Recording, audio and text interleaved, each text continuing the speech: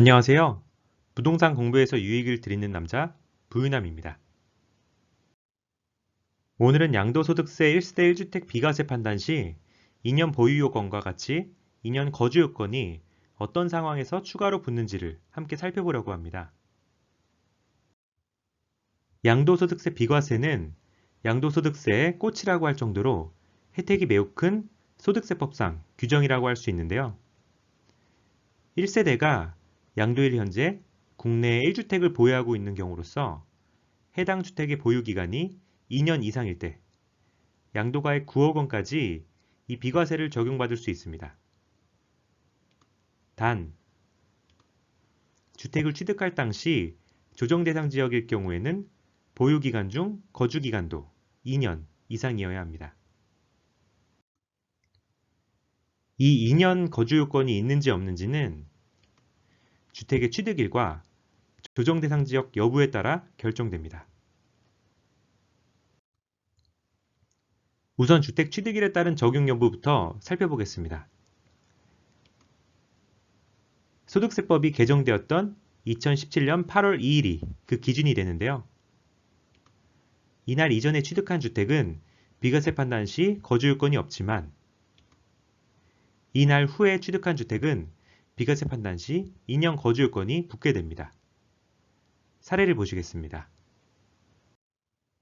만약 2017년 8월 2일 이전에 취득한 주택을 2년 이상 보유했지만 2년 이상 거주하지 않고 양도했다면 비과세가 가능할까요?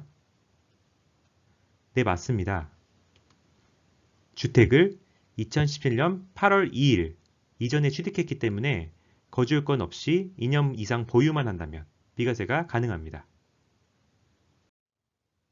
그럼 2017년 8월 2일 후에 취득한 주택을 2년 이상 보유했지만 2년 이상 거주하지 않고 양도했다면 비과세가 가능할까요? 그렇지 않습니다. 주택을 2017년 8월 2일 후에 취득했기 때문에 2년 보유와 같이 2년 거주까지 해야 비과세가 가능한 것입니다. 즉, 양도소득세가 과세됩니다. 그럼 만약 2017년 8월 2일 이전에 매매계약을 체결했지만 2017년 8월 2일 후에 잔금을 납부하여 취득한 이후에 2년 보유만 하고 양도했다면 어떻게 될까요? 이때는 경과 규정이 적용되어서 거주요건 없이 비과세가 가능합니다. 단, 계약일 현재 세대 전원이 무주택이어야 인정됩니다. 지금까지 취득일에 따른 거주요건 적용 여부를 살펴봤는데요. 취득한 날짜에 상관없이 주택 취득 당시 조정대상 지역이 아닌 비조정대상 지역이었다면 거주요건은 붙지 않게 됩니다. 사례를 보시겠습니다.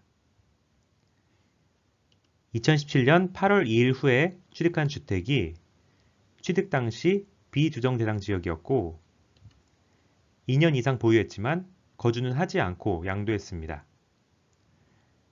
그런데 양도일 당시에는 조정대상 지역이었습니다. 이때는 거주하지 않고도 비과세가 가능할까요? 네, 가능합니다. 2017년 8월 2일 후에 취득했더라도 취득 당시 비조정대상 지역이었다면 거주요건이 붙지 않게 됩니다. 이는 양도일 당시에 조정대상 지역 여부와는 상관이 없습니다.